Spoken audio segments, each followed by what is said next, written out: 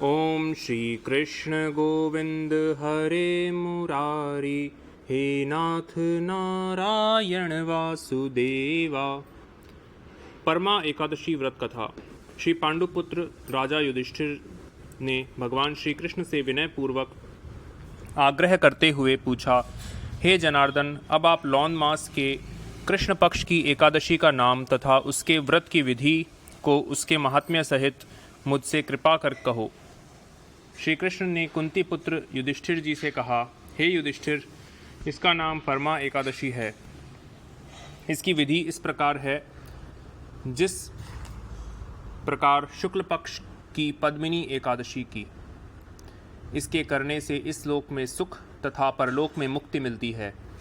इस व्रत में भगवान निरोत्तम जी की धूप दीप नैवेद्य पुष्प आदि से पूजा करनी चाहिए।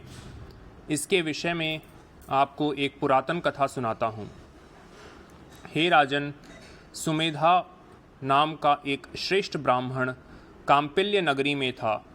उसकी भार्या पवित्रा नाम की अति पवित्र तथा पतिव्रता थी। वह ब्राह्मण अपने पूर्व जन्म के कर्मों के कारण अति दरिद्री था। भिक्षा मांगकर तथा अपनी पत्नी का निर्वाह करता था। उस पर भी उसे भरपेट भोजन प्राप्त नहीं होता था।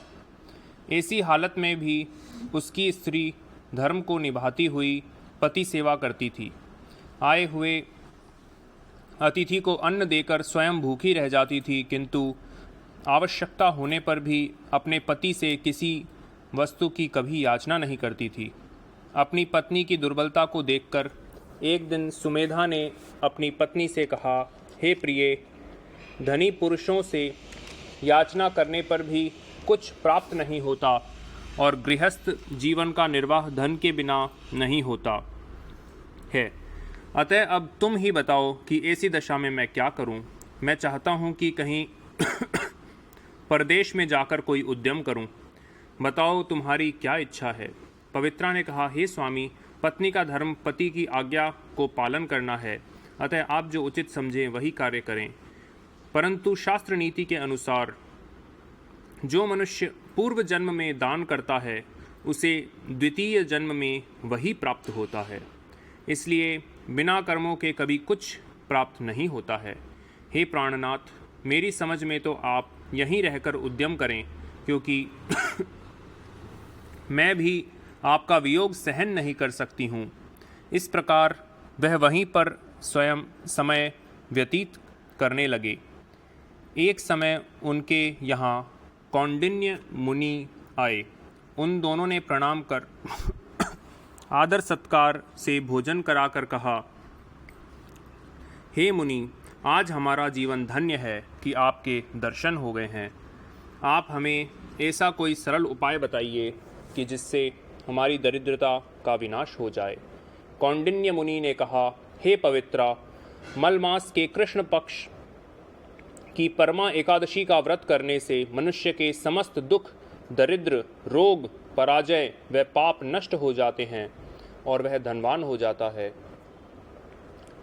इस व्रत में भजन कीर्तन आदि करते हुए रात्रि जागरण करना चाहिए। श्री शिवजी महाराज ने कुबेर जी को इसी व्रत के प्रभाव के कारण धनाधिपति बना दिया था। इसी परमा के व्रत के प्रभाव से राजा हरिश्चंद्र को पुत्र, स्त्री और राज्य आदि पुनः प्राप्त हुआ था। तब मुनि ने परमा एकादशी के व्रत की विधि पूर्ण रूप से कह सुनाई। मुनि ने कहा, हे पवित्रा, पंचरात्रि व्रत इससे भी अधिक उत्तम होता है। परमा एकादशी के दिन प्रातःकाल स्नान करके नित्य कर्म से निवृत्त हो विधि पूर्वक पंचरात्रि व्रत को प्रारंभ करना चाहिए। जो मनुष्य 5 दिन तक निर्जल व्रत करते हैं वे अपने माता पिता स्त्री सहित स्वर्गलोक में वास करते हैं, और जो मनुष्य इस व्रत में 5 दिन तक संध्या को भोजन करते हैं वे मनुष्य स्वर्ग प्राप्त करते हैं, तथा जो 5 दिन तक स्नान करके ब्राह्मणों को भोजन कराते हैं उन्हें समस्त संसार को भोजन कराने का फल प्राप्त होता है। और अश्व पुण्य कराने वालों को तीनों लोकों के दान का फल प्राप्त होता है। हे पवित्रे, तुम अपने पति के साथ इसी व्रत को विधि पूर्वक करो। ऐसा करने से तुम समस्त सिद्धि को प्राप्त करके पति के साथ स्वर्ग को प्राप्त करोगी। मुनि के वचन सुन पवित्रा ने अपने पति के साथ इसी व्रत को 5 दिन तक किया, जिसके प्रभाव से राजा ने उन्हें रहने के लिए एक ग्राम दिया, जिससे वे दोनों इस लोक में सुखमय जीवन व्यतीत करके अंत में श्री विष्णु भगवान के लोक को गए। ओम श्री कृष्ण गोविंद हरे मुरारी, हे नाथ नारायण वासुदेवा। जय श्री कृष्ण भगवान, जय तुलसी माता, हरि प्रिय नमोस्तुते।